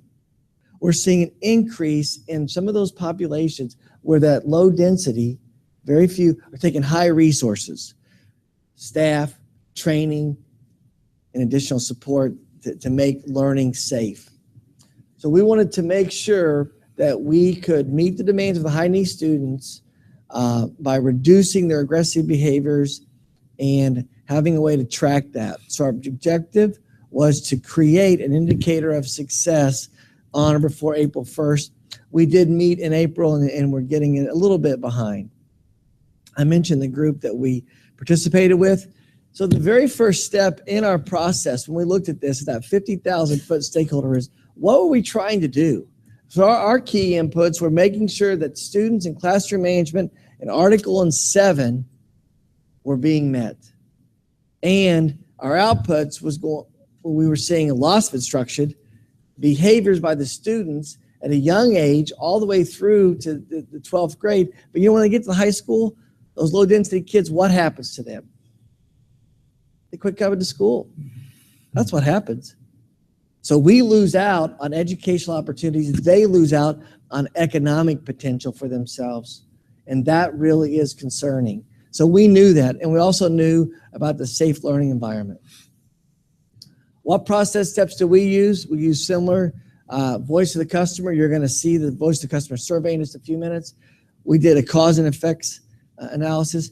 KJ, which is a Japanese gentleman, I don't remember do you remember his name? But we know it in education as an affinity diagram. So how many different things something comes up and how often, and that's what really percolates up. And you're going to see that in our process.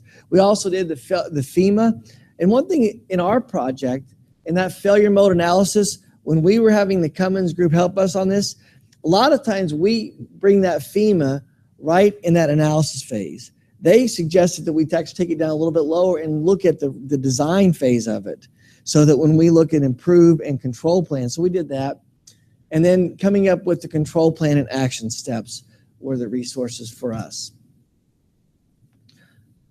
In that stakeholder matrix, we reached out to school districts that had programs already in place. So you'll see a few of them. We had psychiatrists in place as well. We looked at parents and other advocates of students that had a voice in this. We talked to leaders in the group and then also additional teachers. Some questions that we asked, what was required training? You know, we've heard throughout our projects today that training really is an important part, both the Bill's project and my project, as we continue to meet people. What was educational background? And I'm not going to read all those, but you can see that we did ask that. Inside the affinity diagram, we met, and it's not there, but we met at Northwood Elementary. Jeff came over and helped us and participated in this. After the survey, we had all the responses back to our survey question. And then we asked the group, I broke them up into 2x2 partners, and they went through and listed what was the most important thing they heard out of each response. And then we ranked them across the board of all of our different groups for our affinity diagram to get us to what we needed to do in terms of moving to the action step.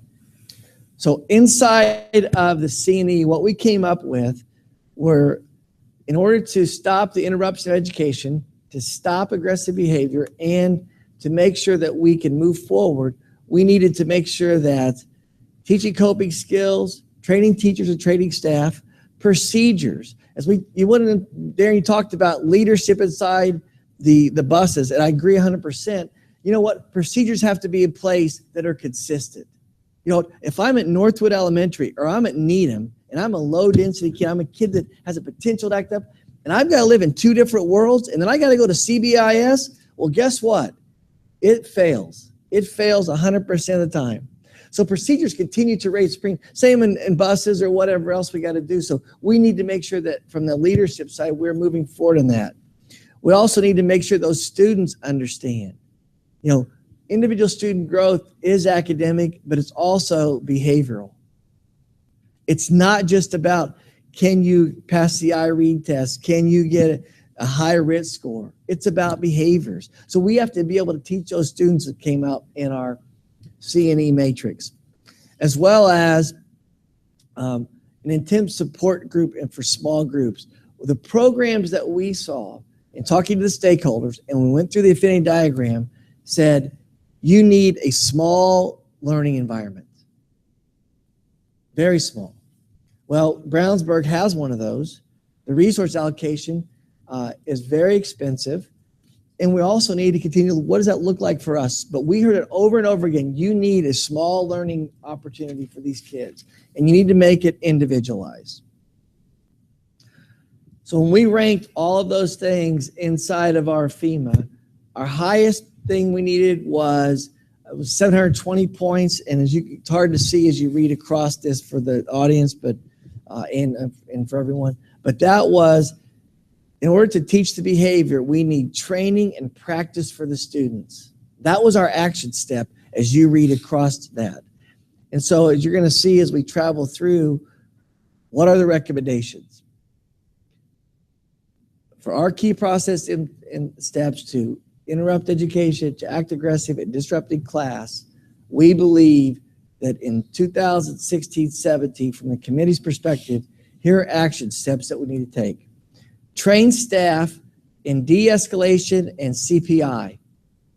A lot of the times when we were talking to the voice of the customer, and as we met as a committee group to go through the FEMA, and we found that was what was lacking. A lot of times that, things would happen that would trigger the kid, and then that intensity would magnify. And then we have to then start having our resources go in there. So we need training to take place. We need to implement positive interventions K through 12 throughout our district. We need to make sure that if I'm at Needham or I'm in Northwood, there are similar things taking place. So when I go to CBIS and in the middle school and in the high school, we have those in place. Programs that were successful had positive interventions. We need to create a behavior interventionist position.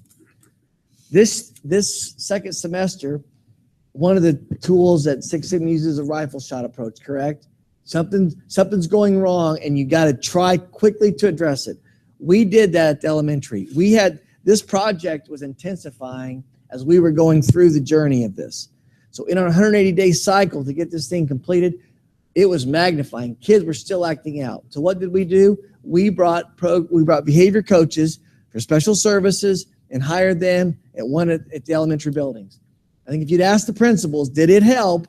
They will tell you it helped. CBIS also received one. The middle school received one. High school was vacated. We did not provide that support at the high school. We believe out of our project that action step needs to be solidified. We need behavior interventionists K through 12 in our district. And that's one of the recommendations. We need to create a small group individualized learning environment to make it individualized.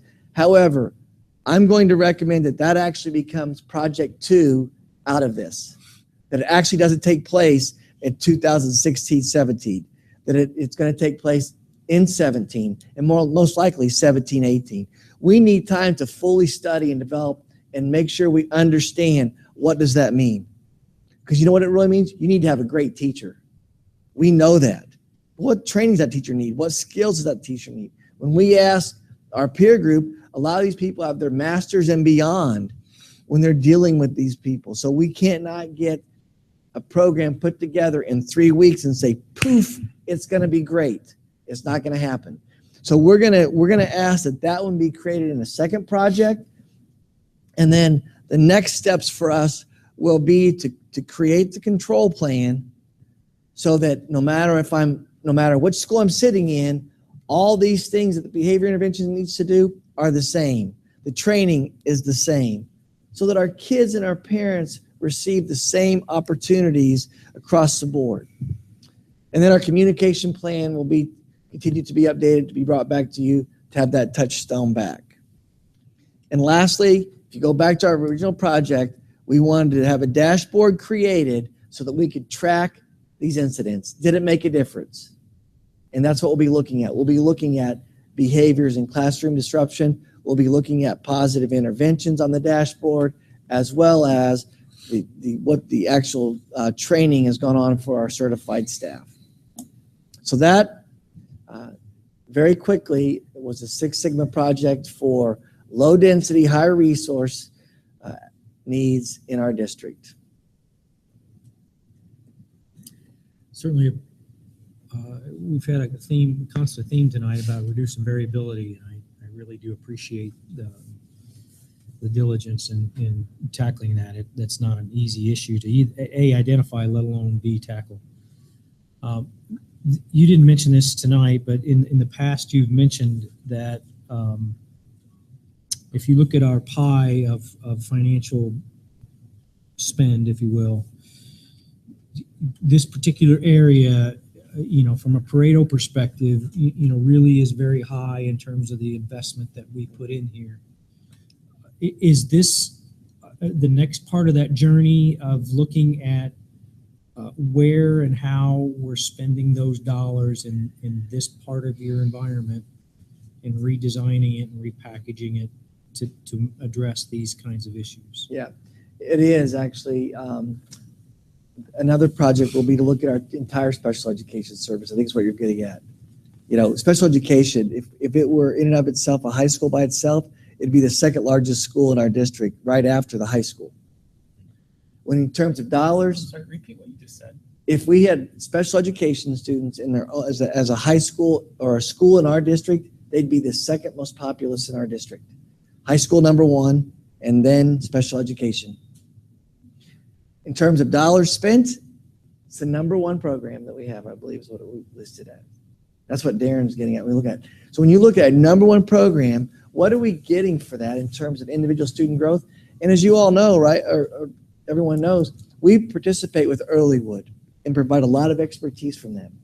And what does that look like? Well, we are going to start looking at in the next project, how does that impact us? And specifically, over the last 2 years, we've had 2 corporations leave special service. Clark Pleasant and Center Grove's leaving after 17-18. So Mindy and I have had a lot of conversation, but what's that look like for us? Because we're going to become the largest entity in special services. So with regard to project and making sure that we are really being efficient and creating opportunities, we're going to have another project that will come out of that as well. Can you do me a favor? Yep. And just define special education where it runs from here to here, or I mean, just you know, when you're saying that's that could be the second largest school, I don't think.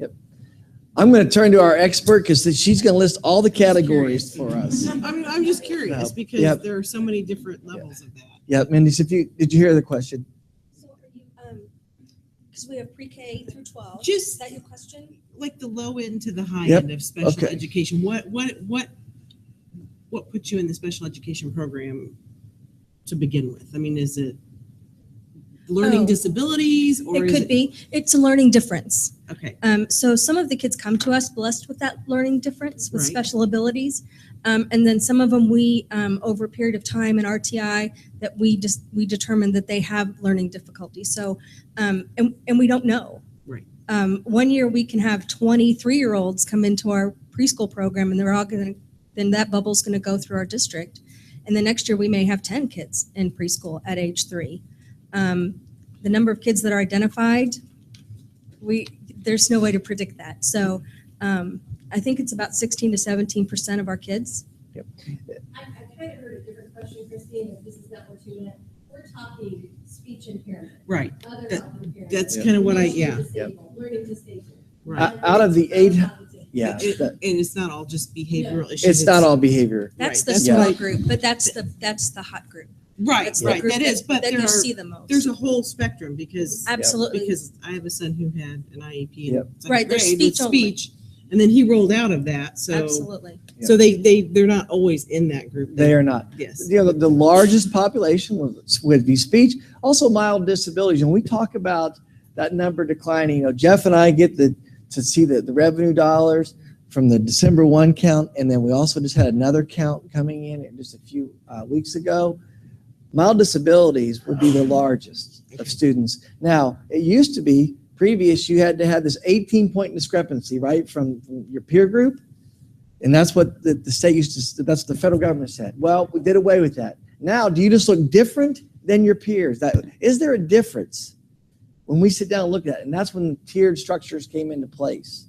And the Tier 1, RTI tier 2, that we tier have 3. going so we have fewer kids. When he talks about mild disabilities, that's speech, that's learning disabilities.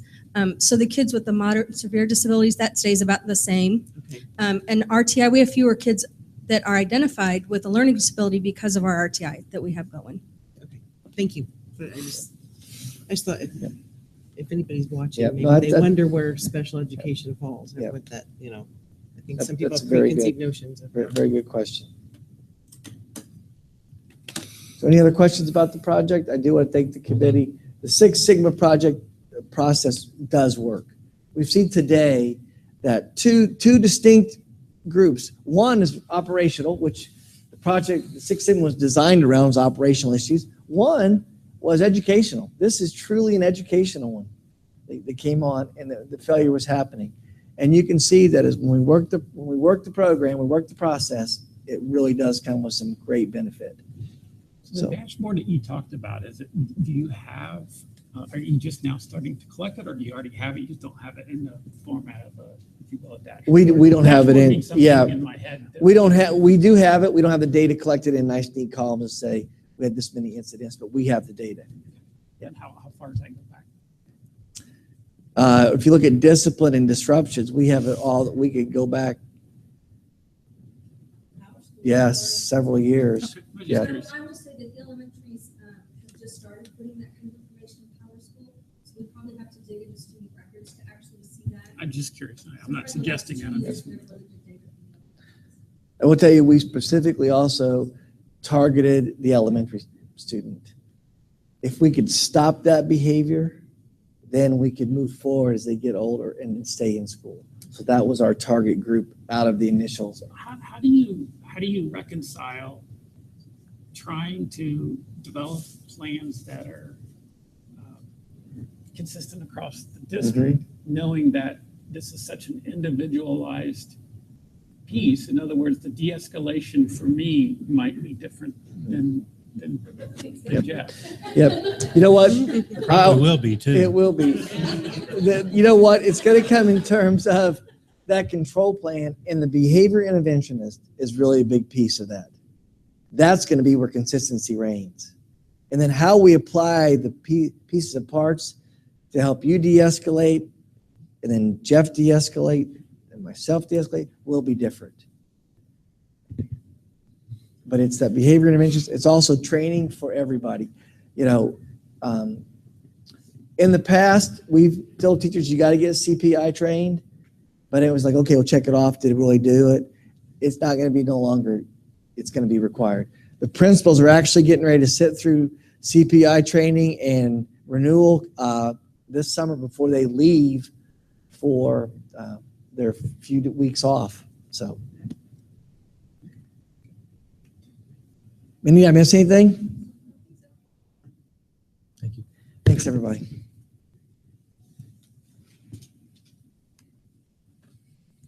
All right, on to action items. Dr. Clendon. The Neola items were part of two months ago, and then we had to have Roger help clarify with regard to the appeal process on these, and so he and I did meet. So at this time, as I said last meeting, we're asking that you accept these recommendations. Mr. Mashmeyer did sit through them, and we should be ready to go. Move for approval of the listed policies. Any questions, comments? Policy 5840 before you vote is also the new state law.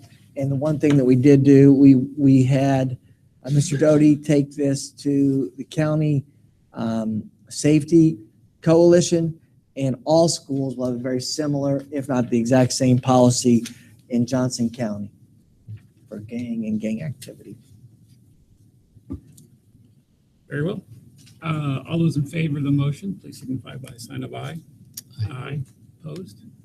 Motion passes. All right, discussion items. Really just one Neola policy. We adopted this policy back in 2013, and at the time there was a question about porting numbers in, and that means taking somebody's cell phone number into our bank of dollars and then also releasing it.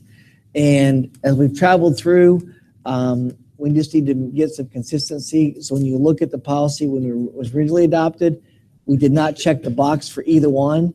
And so Matt was having to figure out which way we were going. So tonight, what we're asking is that we allow principals, like when Dr. Pettit left, Dr. Pettit could take his cell phone number with him, and we would not be responsible. And then we would also like to say that when Mr. Perlee comes into our district, we'll take his number. It really does not have an impact on the bank of minutes that we have, because Matt does bank the minutes. And so that's not really an issue. So at this time in the reading, that's what we'll be looking at, is just that one small item inside of there. Very good. Questions? All right, textbook rental. Mrs. Nally is out sick today, but just wanted to go through, and this is just the first reading. She did do the calculations, and remember that we adopted in math this time. So Everything else remained the same except our math textbooks. And we will be asking for final approval at the June board meeting. Very well. Any questions, comments?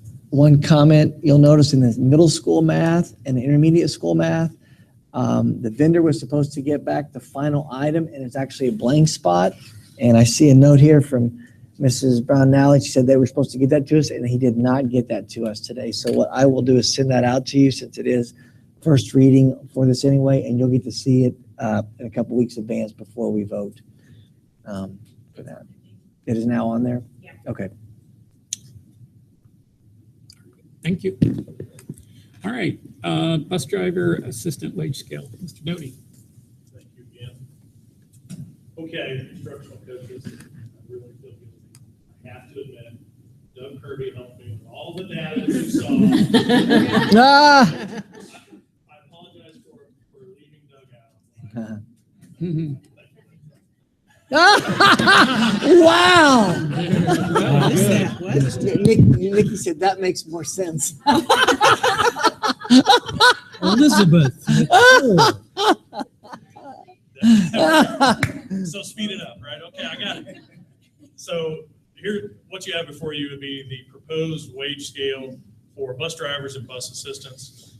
If you go and look at the columns or the row across the top for both categories, you'll see this somewhat reflects what our current classified staff have in units.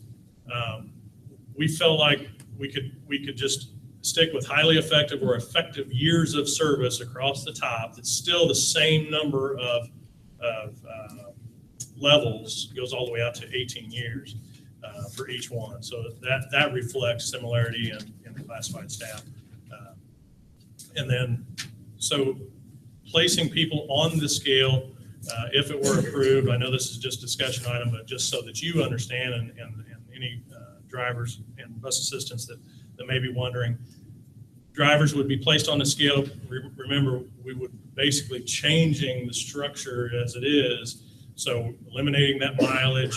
And so to make sure that no one loses money by being placed on a scale that we're creating, we try to put them on there based on their years of service, and then make sure that if somebody's been here only for a short period of time, but they drive a big route, they may go to a higher level that may not be reflective of their years of service, but then they would hold there until they caught up and then move. Okay, so that's how they would be placed on their bus assistants. Would just they would, whatever they're currently making, they would go to that next level up so that they receive that increase. When we looked at the peer data and national data for bus assistants, they were actually already in the top of the middle third as compared to our peer group. And so this scale and the committee felt like was reflective of keeping them there where they are currently. Okay, so those are out there. We hope to come back in June for your approval, but happy to talk about it tonight or over the course of the next several days before June. Answer any questions. If you think of any, I can get information to you. The one thing you just went through an example, right? I would encourage you to kind of articulate that, whatever the rules or examples Yeah, are. okay. I mean, this makes sense. I hear what the intent of what you're doing, but it's just Yeah. nice to have it documented, And whatever that print it is. out, put bullet points on there, and share that with the staff. We can do that, absolutely. Yep. Okay. All right. Thank you.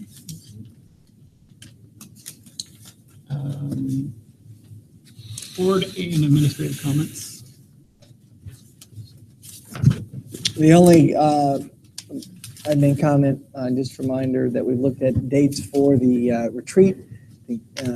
Brian and I looked at the 21st. So what about that in Friday notes? So we're looking at June 21st for the board retreat, and it will be here in the area. All right. Now open it up to any public comments. Or any? Seeing none? Move to adjourn. June 21st? Yeah,